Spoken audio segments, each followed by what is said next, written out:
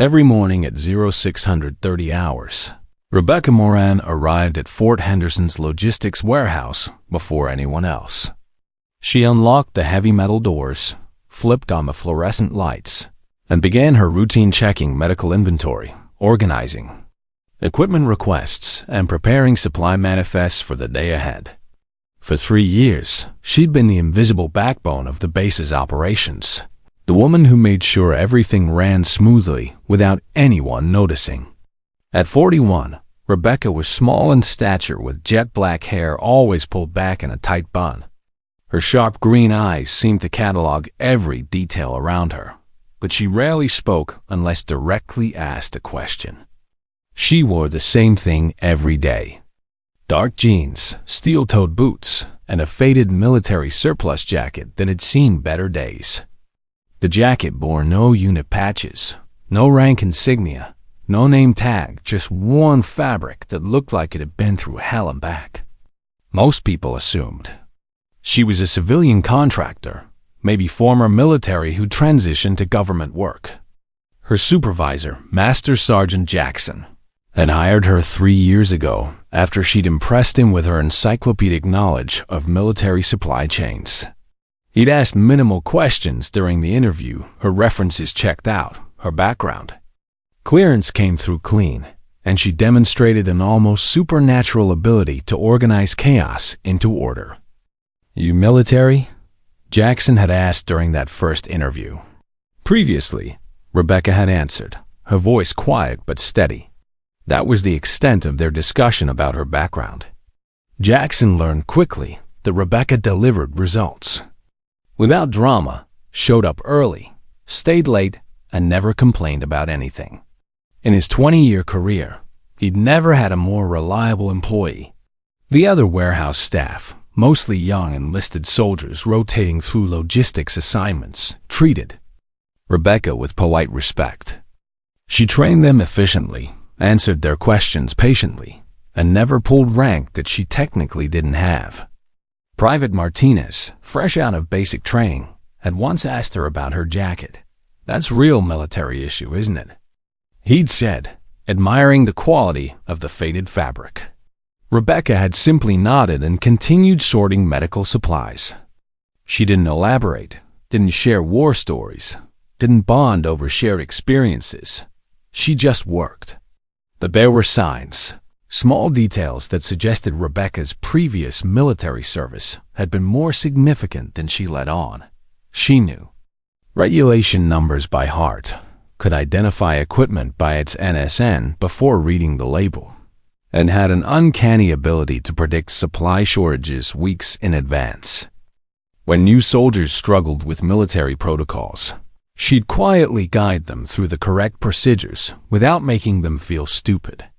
Staff Sergeant Williams, who worked in the adjacent equipment depot, had noticed something else. She moves like infantry, he'd mentioned to Jackson one day. Watches corners, keeps her back to walls. You don't pick that up in logistics school. Jackson had filed that observation away, but never followed up. Rebecca did her job better than anyone he'd ever supervised. If she wanted to keep her past private, that was her business. The jacket, though, that jacket told a story Rebecca wasn't ready to share. The fabric was genuine military issue, the kind that lasted decades, but cost more than most people realized. It had scorch marks around the cuffs that looked like they'd been there for years, and the zipper occasionally stuck like it'd been damaged and repaired multiple times. When she worked alone in the warehouse, late in the evening, after everyone else had gone home, Rebecca would sometimes roll up her left sleeve and stare at something on her arm. But she always rolled it back down before anyone could see. On this particular Friday morning, Rebecca was preparing for the weekend's joint training exercise, a community outreach event where local law enforcement would train alongside active duty personnel. She'd volunteered for temporary logistics support, same as she did every month. It was routine work, setting up supply stations, coordinating equipment distribution, making sure the training ran smoothly. As she loaded supply crates into the transport truck, Rebecca had no idea that tomorrow would be the day her carefully constructed invisibility would shatter. She had no idea that a young lieutenant with a rigid interpretation of military regulations was about to force her to confront a past she'd spent 7 years trying to forget. She locked up the warehouse that evening, same as always, and drove home to her small apartment off base. The only decoration on her walls was a simple wooden frame containing 7 military funeral programs. She never talked about those either. But tomorrow, she wouldn't have a choice. Saturday morning brought crisp autumn air and the controlled chaos of a joint training exercise. Local police officers mingled with soldiers, everyone eager to demonstrate their respective skills and build community relationships. Rebecca arrived early, as always, wearing her usual uniform of jeans, boots, and a faded military jacket. She began setting up supply stations around the training area, moving with quiet efficiency.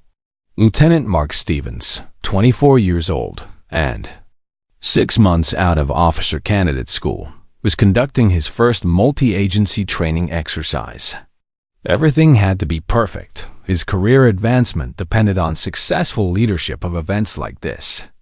He'd spent weeks preparing, studying regulations, and creating detailed checklists to ensure nothing went wrong. That's when he spotted Rebecca carrying a supply crate across the training area. The jacket caught his attention immediately. It was clearly military issue, but she wasn't in regulation uniform. She wore no rank insignia, no name tape, no unit patches. According to his understanding of military dress codes, this was a clear violation. "Excuse me," Stevens called out, his voice carrying the authority he'd been taught to project. "That's not regulation uniform." Rebecca set down the crate and turned to face him. Her expression remained neutral, patient, like she'd been through this before. "You're not authorized to wear that jacket," Stevens continued, his voice getting louder as other people began to notice the confrontation. "Ma'am, I need to see some identification." Sergeant First Class Rodriguez, who was observing nearby, laughed. "Where'd you buy that thing? Military surplus store?" Stevens stepped closer, his training manual interpretation of regulations taking over. "Ma'am, that jacket is military property. If you're not currently enlisted, you cannot wear it." A small crowd began to gather, soldiers, police officers, civilian volunteers, all watching this unexpected drama unfold. Rebecca stood perfectly still, her hands at her sides, her face showing no emotion. She didn't argue, didn't defend herself, didn't try to explain. She just listened. Staff Sergeant Williams pushed through the crowd, attracted by the commotion. "What's the problem here?" "This civilian is wearing unauthorized military clothing," Stevens announced loudly. "We need to verify her identity and file a report. This could be stolen valor." The accusation hung in the air like a physical blow. Stolen valor, the act of wearing military decorations or uniforms without having earned them, was both a federal crime and a deeply personal insult to every service member present. Rebecca's face remained impassive, but something flickered in her eyes. Not anger, not embarrassment, but something deeper. Recognition, maybe, or resigned acceptance that this moment had always been inevitable. "Ma'am," Williams said formally, "if you're not currently enlisted, military regulations do prohibit wearing that uniform. I'm going to need to see some identification." Cell phones started coming out. This was about to become a viral moment. For all the wrong reasons, another stolen valor confrontation captured on social media, shared across military forums, and used to shame someone who might not deserve it. Rebecca nodded once slowly. She reached for the zipper of her jacket with deliberate movements, like she was handling something sacred. The crowd pressed closer, eager to see what would happen next. "Remove the jacket," Stevens ordered, his voice now carrying the authority of someone who believed he was enforcing military justice. This is a direct order." Rebecca unzipped the faded jacket and let it fall to the ground. Underneath, she wore a simple green shirt, nothing special, nothing that identified her as military or civilian. But then she did something that made everyone lean forward. She carefully began rolling up her left sleeve. Not quickly, not dramatically, just methodically, like she was revealing something that had been hidden for far too long. The crowd went silent. Even Steven stopped talking. There, on Rebecca's left bicep, was a tattoo unlike anything most of them had ever seen. It wasn't clean or pretty. It looked like it had been burned, scarred, damaged by fire and heat. The image was barely recognizable. A combat dagger piercing through a torn American flag. Below it, in military stencil font, were the letters D-17. The silence stretched on. You could hear the wind moving through the trees, someone's radio crackling in the distance, hearts beating faster as the crowd tried to process what they were seeing. Steven stared at the tattoo, his earlier confidence evaporating. Wait, D-17.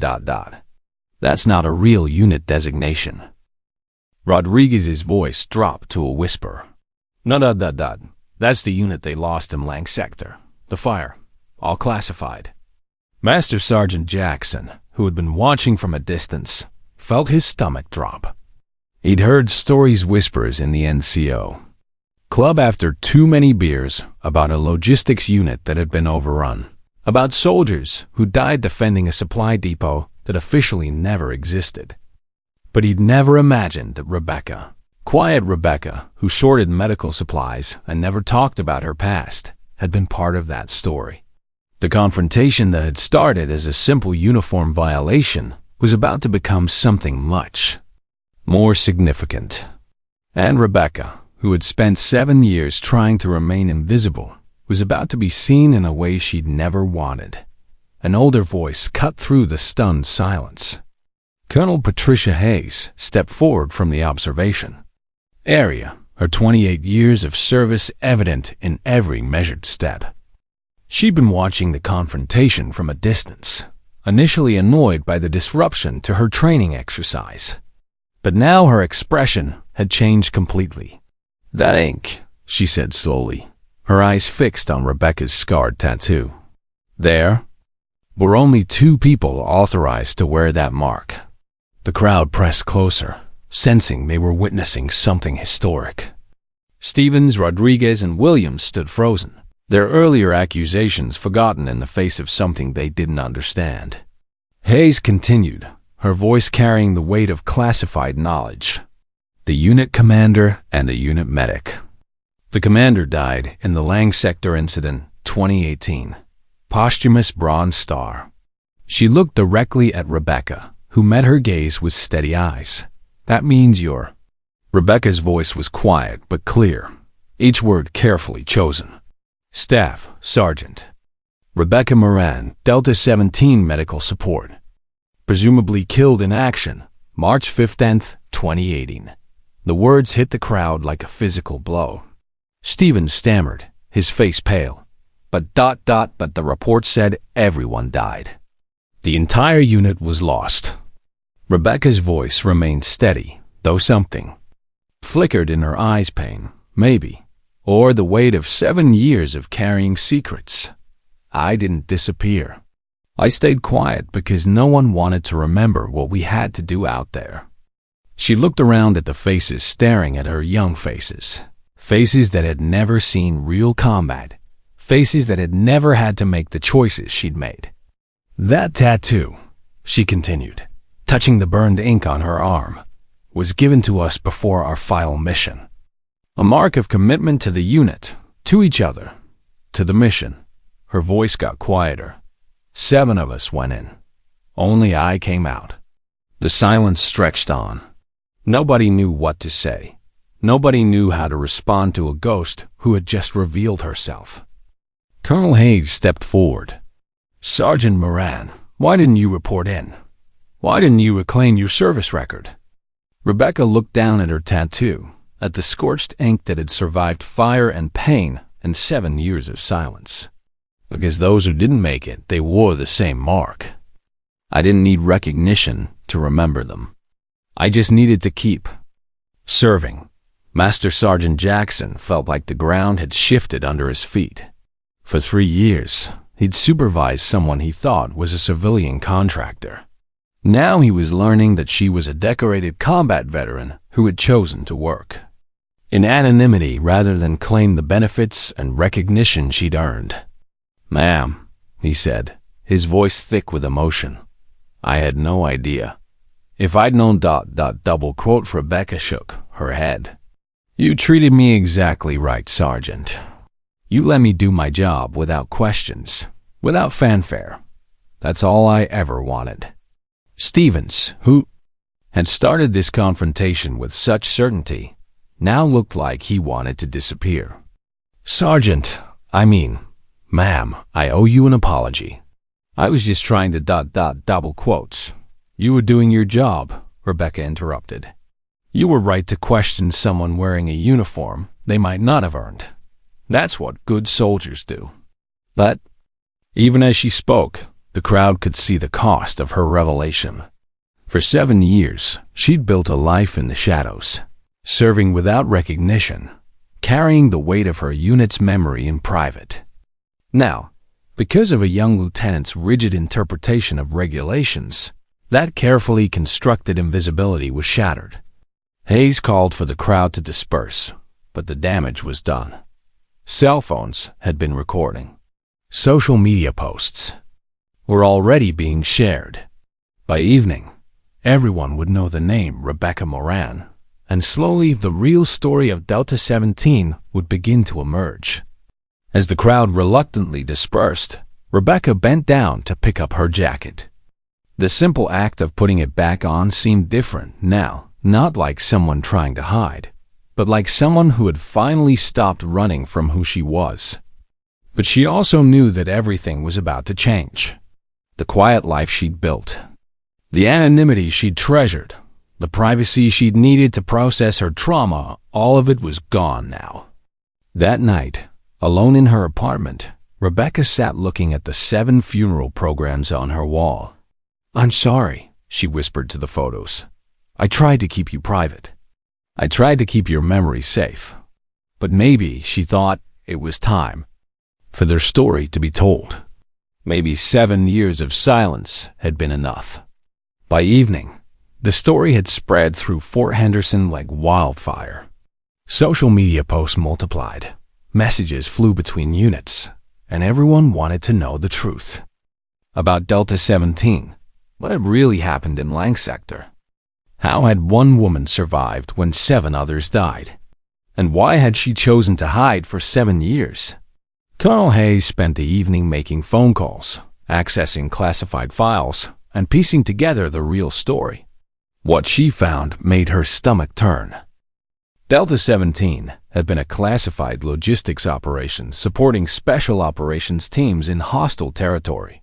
7 soldiers isolated, cut off from regular communication, were responsible for maintaining a forward supply depot that officially didn't exist.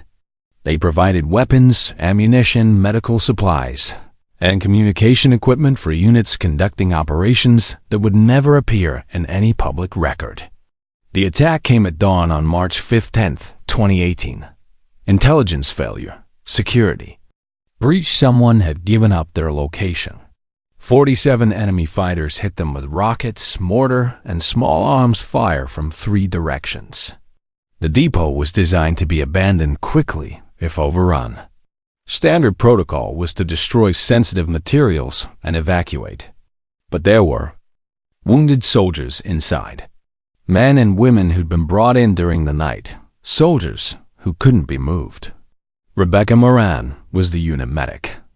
29 years old, 5 years of service, and faced with an impossible choice: follow protocol and evacuate, or stay with the wounded who would certainly die without medical support. She chose to stay. Hayes found the after-action report, buried in classified archives. While the rest of her team prepared the evacuation, Rebecca remained in a medical facility with 7 wounded soldiers who couldn't walk, couldn't fight, and would die if abandoned. The enemy overran the perimeter. Rebecca's commanding officer, Captain David Kim, was killed defending the main building. 6 other soldiers died in the first 15 minutes. Rebecca was alone with the wounded, using whatever weapons she could find, moving from window to window, keeping the enemy at bay. For 3 hours, she held them off. When she ran out of ammunition, she made another impossible choice. The fuel depot was adjacent to the medical facility. Thousands of gallons of aviation fuel, enough to level the entire compound. Rebecca rigged an improvised explosive device, set a timer, and loaded the wounded soldiers into the one remaining vehicle. She had 2 minutes to get them to the extraction point. The explosion was visible from 15 miles away. Official reports stated that all personnel were killed in the blast. The enemy was routed, the mission was classified, and the story was filed away in archives that most people would never access. But Rebecca had survived. Severe burns on her left arm and back, temporary hearing loss, smoke inhalation that damaged her vocal cords. For months, she was evacuated to a field hospital under an assumed name. The medical staff thought she was a local contractor who'd been caught in the blast. By the time her identity was sorted out, the Delta 17 incident had been sealed, classified, and forgotten. Her commanding officers offered her options: full disability retirement, medical discharge with honors, or a new assignment with her record cleared. She chose none of them. "I want to stay," she told the review board. But not as Staff Sergeant Moran. That person died with her unit. They offered her a logistics position. No rank, no official record. Just a job that would let her serve without recognition. She took it. For 7 years, she'd worked quietly, processing supply requests, managing inventory, keeping the military machine running. Nobody asked about her background. Nobody questioned her authority. She was just there, invisible and essential, until a Saturday morning when some young soldiers decided to make an issue of her jacket. The next morning, there was a small placard on Rebecca's desk. Delta doesn't forget, and now neither do we. The logistics section was quietly renamed that week. No ceremony, no announcement, just a small sign by the door. Moran Unit in honor of those who serve in silence. Lieutenant Stevens found Rebecca that evening, still working in the warehouse. Ma'am, I owe you more than an apology." Rebecca looked up from her inventory sheet. "No, you don't. You were doing your job. But I accused you of—" Stevens struggled with the words. "You're a hero. You saved those soldiers." Rebecca's voice was firm. "No, I'm a survivor. There's a difference." She pointed to her tattoo. "Heroes don't come home alone." Stevens left the warehouse that night with a new understanding of what service really meant. He'd learned that heroism doesn't always wear the right uniform, that the most important people are often the ones you never notice until you need them. And Rebecca, who had spent 7 years carrying the weight of memory rather than the glory of survival, finally understood that her silence hadn't protected her fallen comrades. It had hidden their sacrifice from the world. In the weeks that followed the revelation, everything changed and nothing changed. Rebecca continued her work in logistics, same hours, same tasks, same quiet efficiency. But now when she walked through the base, people noticed her differently. Not as the quiet civilian contractor, not as the mysterious woman in the surplus jacket, but as Staff Sergeant Rebecca Moran, Delta 17 survivor. The attention made her uncomfortable. Soldiers would stop their conversations when she walked by, then whisper among themselves. Some stared openly, trying to reconcile the small, quiet woman with the stories they'd heard about the Lang Sector incident. Others avoided eye contact entirely, unsure how to interact with someone who had become a living legend overnight. Rebecca Never wore the military jacket in public again, but she always kept her left sleeve rolled up when she worked, not as a badge of honor, but as a reminder of those who didn't come home. Private First Class Maria Santos, 18 years old and fresh out of basic training, was assigned to the logistics section 2 weeks after the incident. She'd heard the stories, seen the social media posts, and felt intimidated by the idea of working with someone who had done what Rebecca had done. But when she reported for duty, she found Rebecca organizing medical supplies with the same methodical precision she'd observed in other soldiers. There was nothing dramatic about her. Nothing that screamed war hero. She was just a woman doing her job. "Santos," Rebecca said, without looking up from her clipboard, "you're on inventory today. Medical supplies, section 7 through 12. "Yes, ma'am," Santos replied, unsure of the proper protocol for addressing someone who technically held no rank, but had clearly earned more respect than most officers. They worked in silence for most of the morning. Santos found herself stealing glances at Rebecca's tattoo, trying to understand how someone could carry such a burden and still function normally. Finally, her curiosity got the better of her. "Ma'am," Santos said hesitantly, "can I ask you something?" Rebecca looked up. "What's on your mind?" "The fire in Lang Sector ... Was it really as bad as they say?" Rebecca was quiet for a long moment, her hand stilling on the inventory sheet. Then she nodded once. "Yes, but it wasn't the flames that stayed with me." "What was it then?" "The silence after," Rebecca said softly. "When you lose people, really lose them, the world gets quieter. Their voices are gone, their laughter is gone.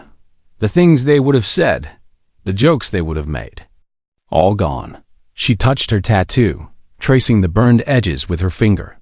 "The ink is damaged, scarred, but it's still here. Like their memory." Santos didn't fully understand, but she could hear the weight in Rebecca's voice, the careful way she chose her words. "Do you regret it? Staying quiet all these years?" Rebecca considered the question. "I regret that it took someone questioning my right to wear a jacket for their story to be told.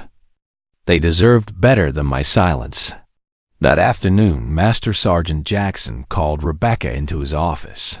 He'd been dreading this conversation, knowing it would change everything between them. "Rebecca," he said, abandoning the formal address they'd maintained for 3 years, "I need to ask you something, and I need you to be honest with me." She sat down across from his desk, her expression neutral. "What do you need to know? Why didn't you tell me? In 3 years, you never once mentioned your background, your service record, what you'd been through. I had a right to know." Rebecca was quiet for a moment. "Would it have changed how you treated me?" "Of course, it would have. I would have, you would have tried to take care of me," Rebecca interrupted. "You would have made accommodations, given me special treatment, handled me with kid gloves. You would have seen me as a victim instead of a worker." Jackson started to protest, but she held up her hand. 7 years. I've been looking for someone who would let me do my job without making it about what I survived. You gave me that. You treated me like everyone else, expected the same standards, trusted me with the same responsibilities. That's what I needed. But the nightmares, the trauma, the medical issues, I deal with those on my own time," Rebecca said firmly. "This job, this work, it's what keeps me functional. It's what keeps me connected to the mission, to the purpose. If you'd known my history, you might have tried to protect me from that." Jackson leaned back in his chair, processing what she'd told him. "So what happens now? Do you want to transfer? Request a different assignment?" Rebecca shook her head. "I want to stay. But there's something I need to do first." She stood up, her decision made. "I need to tell their story, not mine theirs.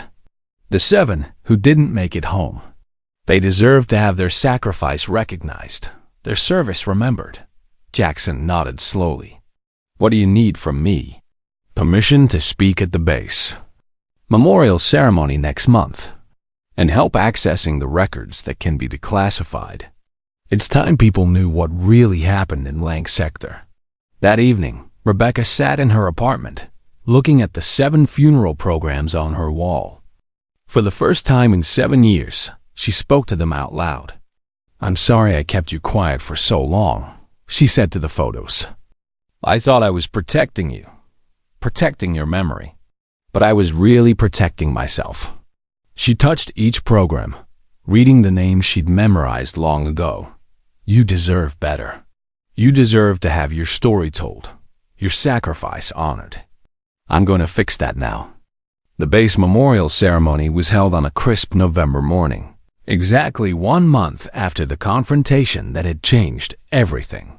Rebecca stood behind the podium, looking out at a crowd larger than anyone had expected. Word had spread beyond. Fort Henderson veterans from across the region had come to hear the real story of Delta 17. She'd spent weeks preparing her remarks, working with Colonel Hayes to declassify what details they could share. The full story would remain classified, but enough could be revealed to honor the 7 soldiers who had died in Lang Sector. "My name is Staff Sergeant Rebecca Moran," she began, her voice steady despite the magnitude of the moment. 7 years ago, I was presumed killed in action along with 6 other members of Delta 17. Today, I stand here not as a survivor, but as their voice. She looked down at her notes, then set them aside. This needed to come from her heart, not from prepared remarks. Captain David Kim was our commanding officer. 26 years old, married to his high school sweetheart, with a daughter he'd never meet. He died defending the main building, buying time for the rest of us to complete our mission. The crowd was silent, hanging on every word. Sergeant First Class Anthony Rodriguez was our communications specialist. He kept us connected to the outside world when everything went wrong.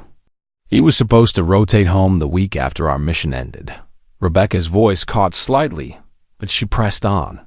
Corporal James Wilson, our demolitions expert. Private First Class Lisa Chan, our supply coordinator. Specialist Michael Taylor, our medic assistant. Private David Martinez, our newest team member. He'd been with us only 3 months. She paused, looking directly at the young soldiers in the audience, soldiers who were the same age as the one she'd lost. And Staff Sergeant Jennifer Palmer, our operations sergeant. She was the one who made the decision to stay with the wounded, to hold our position instead of evacuating. She was the one who turned a supply depot into a fortress. Rebecca touched her tattoo, visible now beneath her rolled-up sleeve.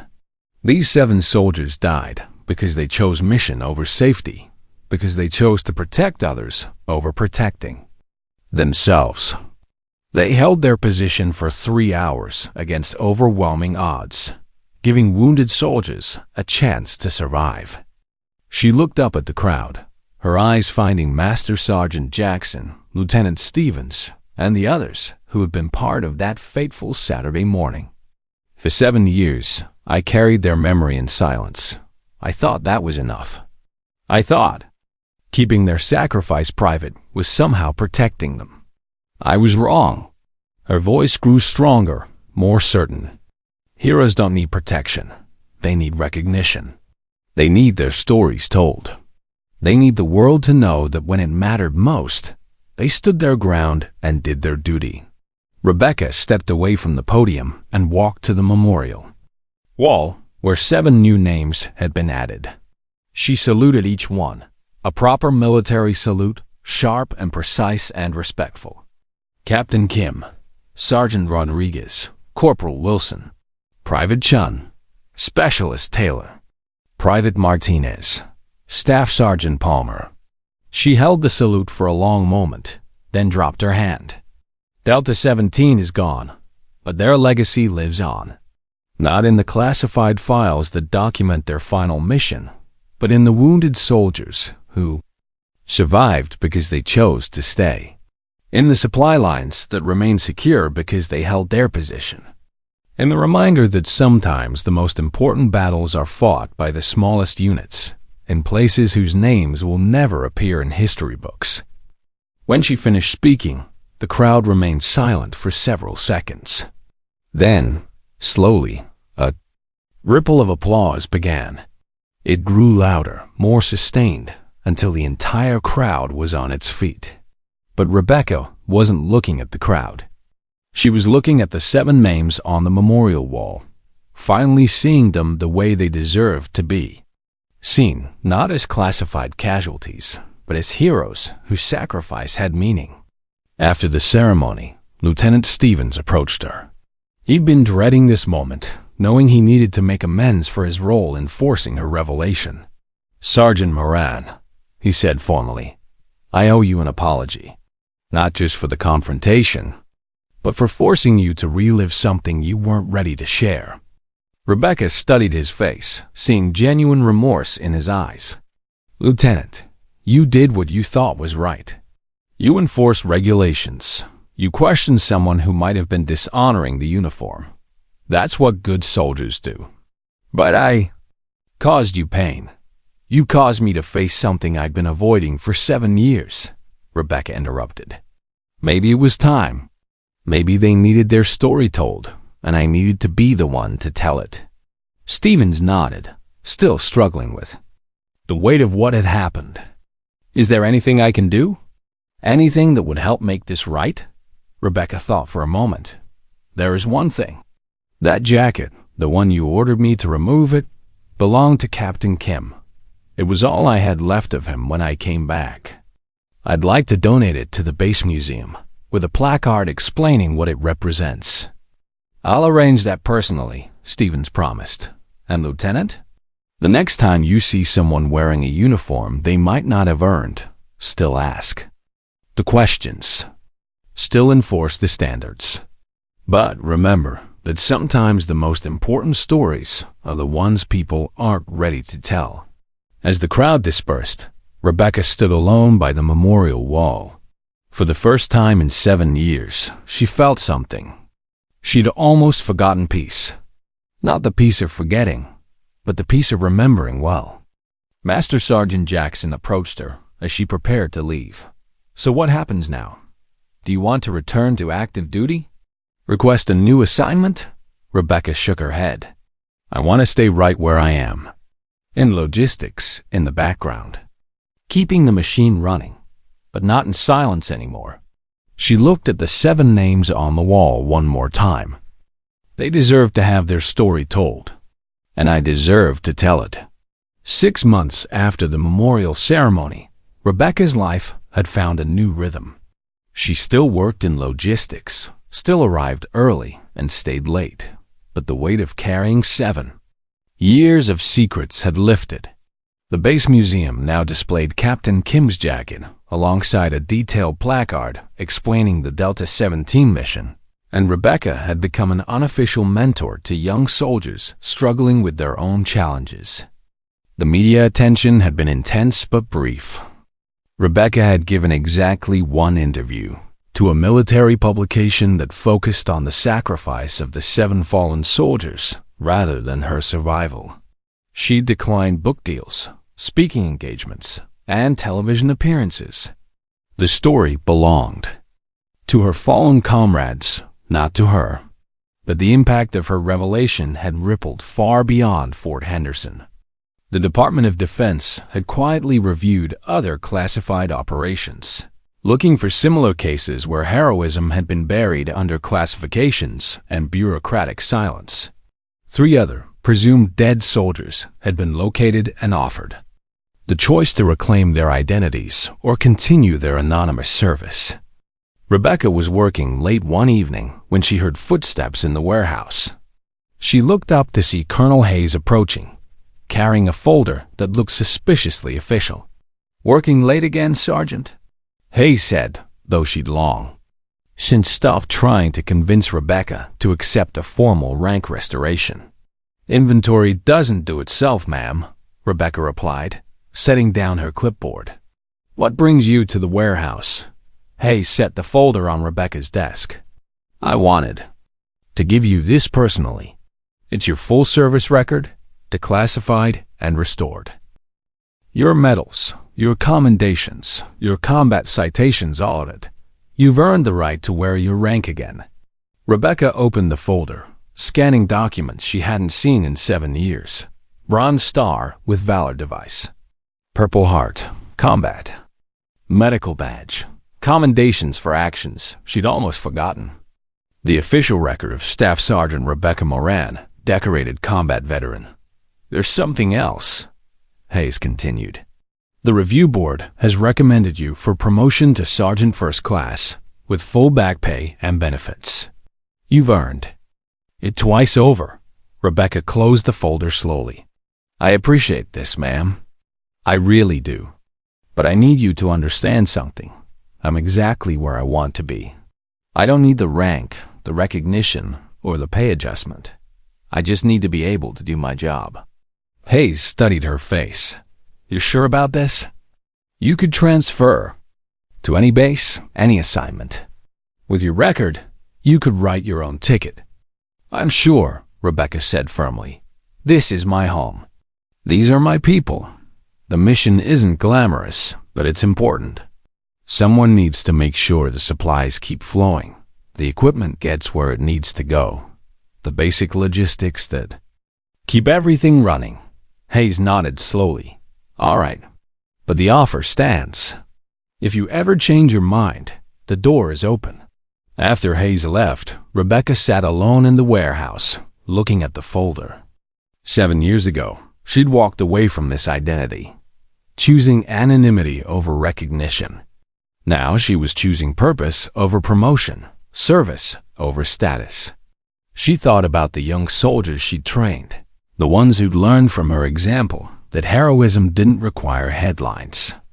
Private Santos had been accepted to officer candidate school, inspired by Rebecca's quiet leadership. Lieutenant Stevens had developed into a thoughtful commander who understood that regulations serve people, not the other way around. The next morning brought a familiar routine. 0630 arrival, fluorescent lights, inventory checks. But when Rebecca opened the warehouse door, she found something new, a small plaque mounted beside the entrance. In memory of Delta 17, it read, 7 soldiers who chose duty over safety, mission over survival. Their sacrifice ensures that others may serve. Below the text were 7 names, finally displayed where every person entering the warehouse would see them. Rebecca touched the plaque gently, then unlocked the door and began her day. She had work to do, supplies to organize, and a mission to support. It wasn't glamorous work, but it was necessary work. And for the first time in 7 years, she was doing it without carrying the weight of untold stories. At lunch, she walked to the base memorial garden, where a larger monument now stood. The 7 names were carved in black granite, along with the dates of their service and a simple inscription. They served in silence. They died with honor. They are remembered. Fresh flowers appeared at the memorial every week, left by soldiers who'd learned their story, by family members who'd finally learned the truth about their loved one's sacrifice, by community members who understood that freedom isn't free. Rebecca never left flowers herself. Instead, she left something more personal, small stones from the Lang sector, carried in her pocket for 7 years. 1 stone for each fallen soldier, placed quietly beside the memorial when no one was watching. That evening, as she prepared to leave the warehouse, Rebecca found Lieutenant Stevens waiting by her truck. He'd been promoted to captain the previous month. His leadership during the joint training exercises earning recognition from higher command. "Evening, Sergeant," he said, using the title she'd finally agreed to acknowledge, though she still wore no rank insignia. "Captain," she replied, noting the new bars on his uniform. "Congratulations on the promotion. Well deserved." Stevens shifted uncomfortably. "I wanted to thank you, not just for the lesson that day, but for everything since." The way you've handled this whole situation, it's changed how I think about leadership, about service." Rebecca smiled, the first genuine smile many people had seen from her. "You were already a good officer, Captain. You just needed to learn that sometimes the most important thing isn't what's in the regulation manual." "I've been thinking about that day," Stevens continued, "about how quickly I jumped to conclusions, how ready I was to assume the worst. I could have destroyed someone's life if I'd been wrong." "But you weren't wrong to ask questions," Rebecca pointed out. "You were wrong about me, but you were right to enforce standards. The military works because people like you care about honor, about integrity. Don't lose that." Stevens nodded, then hesitated. "There's something else. I've been offered a transfer to the Pentagon, strategic planning position. It's a good career move, but I've learned more about real leadership in the past 6 months, working here, learning from people like you, than I did in all my formal training. I'm thinking about staying." Rebecca considered this. "The Pentagon needs good officers too, Captain. Officers who understand that strategy isn't just about moving pieces on a map, but about the real people who execute those plans. Take the position, but remember what you've learned here." As Stevens drove away, Rebecca remained in the parking lot for a few more minutes, looking back at the warehouse that had become her sanctuary. Tomorrow would bring another day of inventory, supply management, and quiet service. It wasn't the career she'd planned when she first enlisted, but it was the career she'd chosen. Her phone buzzed with a text message from an unknown number. "Saw the news story about Delta 17. My brother was one of the wounded soldiers you saved that day. Thank you for bringing him home. Thank you for telling their story." Rebecca stared at the message for a long time, then typed back, "They saved themselves. I just drove the truck." But as she drove home that night, she felt something she hadn't experienced in 7 years, the sense that her survival meant something, that her choice to stay quiet had been necessary, but her choice to speak up had been necessary too. 1 year after the confrontation that changed everything, Rebecca stood in the same training area where Lieutenant Stevens had ordered her to remove her jacket. But this time, she was here by choice, wearing a crisp new military uniform with her proper rank insignia restored. Not because she needed the recognition, but because today was special. The annual Delta 17 Memorial Run had become a base tradition.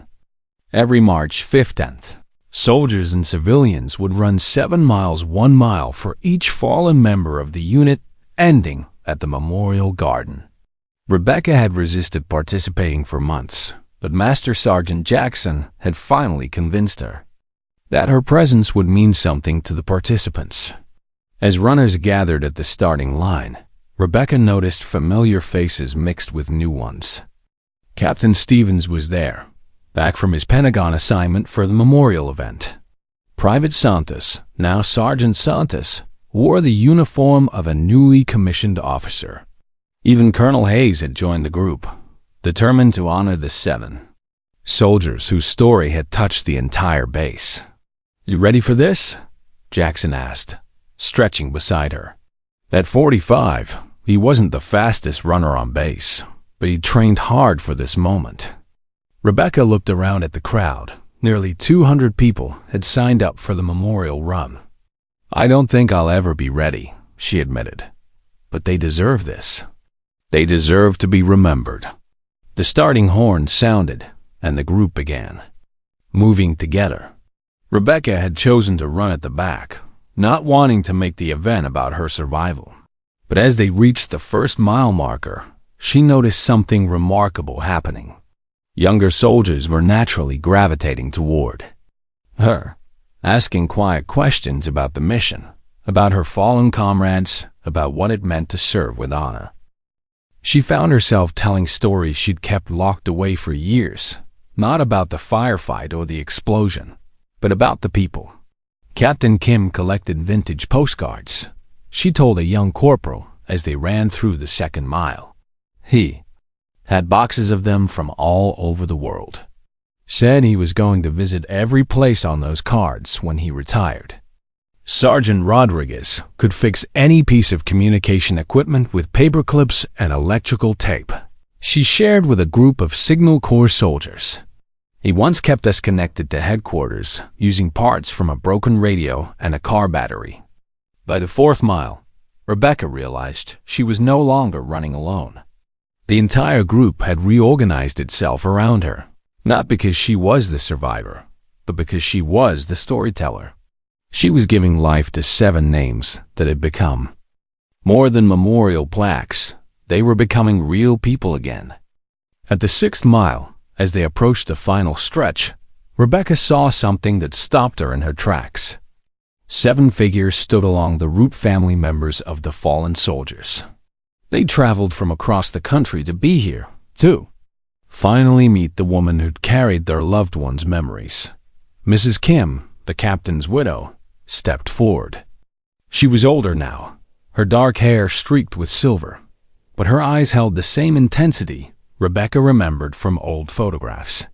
"Staff Sergeant Moran," she said formally, then broke into a smile. "Thank you for bringing my husband home. Thank you for making sure his story didn't die with him." One by one, the family members thanked her, not for surviving, but for remembering, for keeping their sons and daughters, husbands and wives, brothers and sisters alive in memory when the official records had buried them in classification.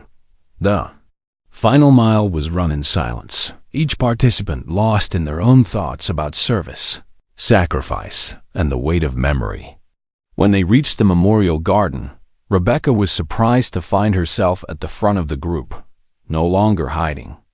In the background, at the memorial wall, she read the 7 names aloud one final time, but this time she added something new, a promise.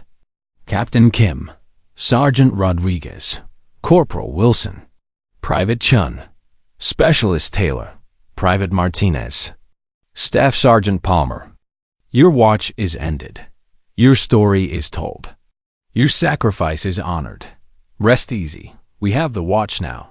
After the ceremony, as the crowd dispersed, Rebecca found herself alone with Captain Stevens. He'd changed during his Pentagon assignment, more confident, more thoughtful, but still carrying the weight of that Saturday morning when he'd challenged a woman wearing a jacket she'd earned with blood and fire. "I have something for you," he said, producing a small wooden box. "I found this in Captain Kim's personal effects, stored in a warehouse in Virginia. His widow asked me to give it to you." Rebecca opened the box to find a collection of vintage postcards, dozens of them, from places around the world, each one carefully preserved. A note in Mrs. Kim's handwriting lay on top. He would have wanted you to see the places he never could. "Thank you for bringing him home." Rebecca looked through the postcards. Paris, Tokyo, Sydney, Rio de Janeiro, all the places Captain Kim had dreamed of visiting, all the adventures he'd never have, the retirement he'd never enjoy, the life he'd given up to protect others. "I have a confession," Stephen said quietly. "That day, when I ordered you to remove the jacket, I was scared. Scared of making a mistake, scared of not living up to what I thought a leader should be. I took that fear out on you." Rebecca closed the box carefully. "We all make mistakes, Captain. The measure of a person isn't whether they make mistakes, but how they respond when they realize they were wrong." "How do I make this right?" Stevens asked. "How do I carry the weight of what I put you through?" Rebecca looked at the memorial wall, at the 7 names that would outlast all of them. "You carry it by being the kind of leader they would have followed. You carry it by remembering that behind every uniform is a person with a story. You carry it by serving with honor." As the sun set over Fort Henderson, Rebecca walked back to her truck, carrying Captain Kim's postcards and 7 years of memories that no longer felt like burdens. She'd finally learned the difference between carrying secrets and carrying responsibility. The next morning, she would return to the warehouse, to the inventory sheets and supply manifests that kept the base running. She would train new soldiers, mentor young leaders, and continue the quiet work of service that had sustained her through the darkest years. But she would no longer do it alone. The 7 soldiers of Delta 17 lived on not as classified casualties, but as honored dead whose sacrifice meant something. Their story had been told, their service recognized, their memory preserved. And Rebecca Moran, the woman who'd spent 7 years trying to disappear, had finally learned that sometimes the most powerful thing you can do is simply show up. Wear your scars with pride and let the truth speak for itself. In the end, the tattoo had said everything. The burned ink, the scorched flesh, the permanent reminder of fire survived and battles won. It was all there, written on her arm for anyone who knew how to read it. Sometimes the most important stories aren't the ones we tell, but the ones we carry. And sometimes when the time is right, those stories demand to be shared.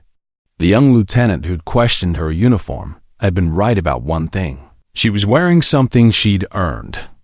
She'd earned it with fire and blood, with 3 hours of hell and 7 years of silence, with the weight of 7 names and the responsibility of being the one who lived to tell their story. She'd earned every thread of that faded jacket, every stitch of that uniform, every letter of that rank. But more importantly, she'd earned the right to speak for those who couldn't speak for themselves.